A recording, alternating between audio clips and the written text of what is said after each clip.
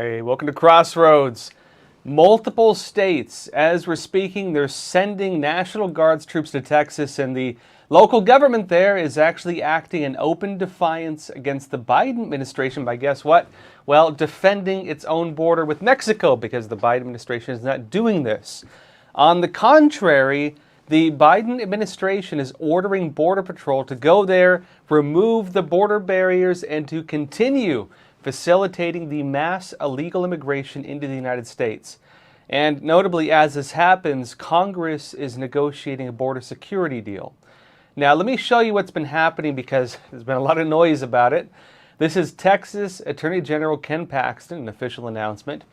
It says this: Texas Attorney General Ken Paxton responded in a letter today, this is January 26th, denying demands made by the U.S. Department of Homeland Security, explaining that Texas will continue securing the border. And additionally, Attorney General Paxton made a list of counter demands requesting the federal agency, DHS, release certain documents and precise information relating to their alleged authority. Because basically, the Department of Homeland Security is claiming that Texas is in defiance of federal law by denying them access to certain lands. Now, it notes that on January 11th, the Texas Military Department, because remember, Texas is a unique state in the U.S., it has its own military that is different from the National Guard. The Texas military cannot be called upon by the federal government. It is the official military of Texas, the state of Texas. Now, they know that the Texas Military Department secured Shelby Park and Eagle Pass in Texas to protect the public and reinforce border security measures, deterring an ongoing investigation. Briefly on this, those of you who saw my special feature, Border Deception, might remember we were in Eagle Pass. It's one of the main crossing points for illegal immigrants.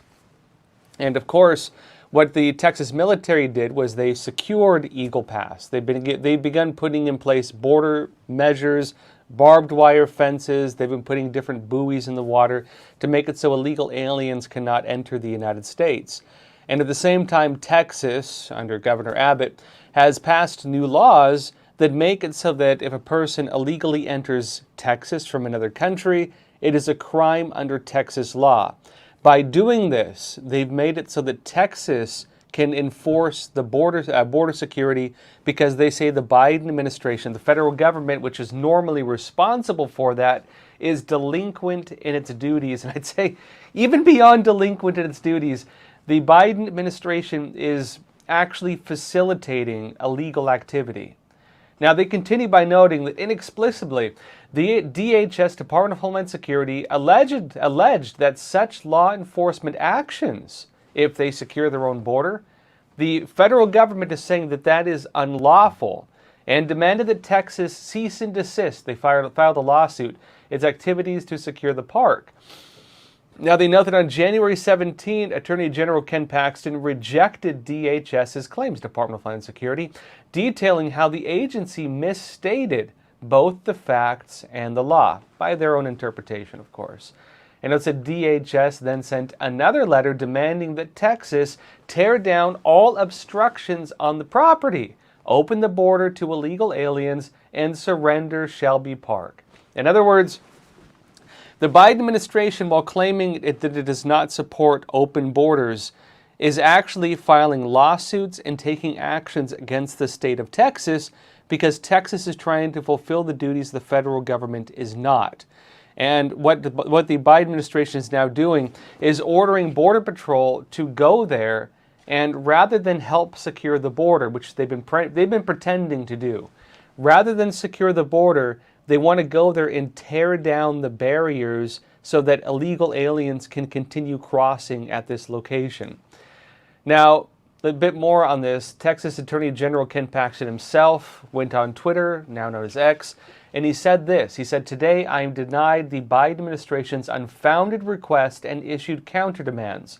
By February 15th, and so we're going to watch this go until that next key time, DHS must supply the official plot map and deeds demonstrating the precise parcel in which they claim ownership, an explanation of how Texas is preventing access to those specific parcels, documentation showing that Eagle Pass of Texas ever granted permission for DHS to erect infrastructure that interferes with border security, and proof of Congress empowering DHS to turn a Texas park into an unofficial and illegal point of entry. He notes that if the federal government is going to make such claims, it must provide proof. In other words, Texas is calling the Biden administration on their bluff. The Biden administration is saying that, hey, this is federal land, DHS owns this location, and Texas turned over this park, and so on and so on.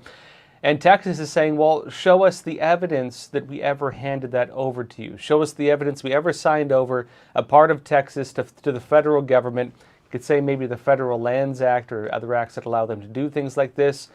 And also, they're saying, show us the evidence that allows the federal government to basically facilitate illegal immigration.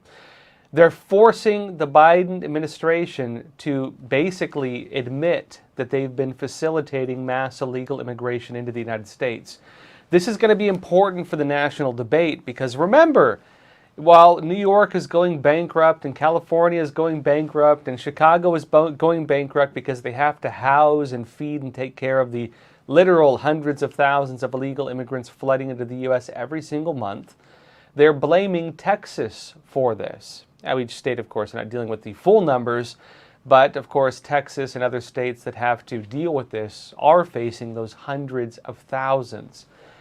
And Ken Paxton notes that presumably because you have no meaningful response to our letter, your latest letter abandons earlier factual assertions, asserts new ones, and supplies even less of a legal basis for your demand. Now, again, what they're doing is they're going to force the Biden administration to show the evidence, show the documentation, and frankly, show their true face, to end the masquerade where they're pretending to enforce border security while in reality facilitating illegal acts against America. And, of course, while this happens, you have a standoff, and a real one, between the National Guards of at least 10 states, and probably growing, the backing of 25 U.S. states with Texas, and also the Texas military versus the Border Patrol sent by Biden to go there and act in defiance against all of these states. Meanwhile, the guys on the ground are saying they're just not going to fight each other on behalf of the governments. I'll be explaining that in a minute. But let me show you first what other states are doing, because as this all happens, other states are getting behind Texas. And that notably, by doing this, they are joining in open defiance of the federal government and, of course, by extension of that, Joe Biden's authority. Post Millennial says, Governor Greg Abbott of Texas spoke with Tucker Carlson over the phone on Friday where he said that Texas will be prepared for a conflict with the federal government after 10 states have already sent the National Guards to help with the border crisis. Carlson asked Abbott over the phone if the administration declared that it plans to federalize the National Guard of the state of Texas, what will be your response? And Abbott responded to Tucker Carlson saying that they are prepared if that were to happen. He said, quote, "We will continue to do exactly what we're doing." And he said as well that Texas will continue to put up razor wire to enforce the border. When asked if Abbott could see the conflict arising, he gave a similar response. We'll keep doing what we're doing, essentially. And Abbott added that if President Joe Biden decided to do so, it would be a boneheaded move by the president. Because, look, the United States is getting pulled very likely into multiple wars internationally. Wars against terror groups, many of them now.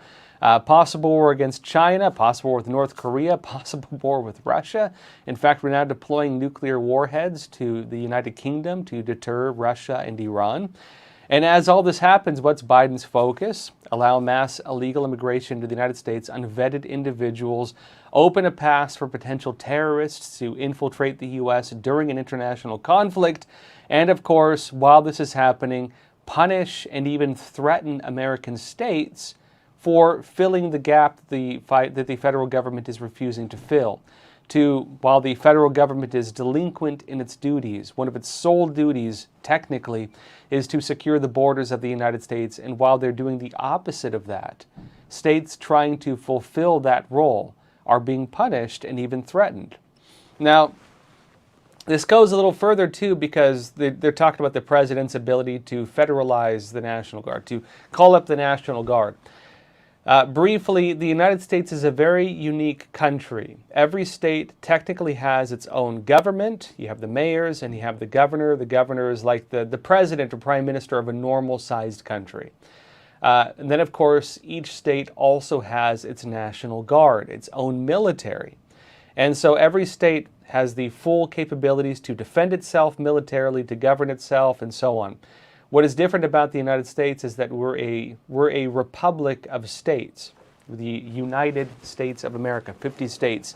And these 50, technically, countries are united under a federal government, which also has a federal, of course, government structure, the president and so on, as well as its own federal militaries.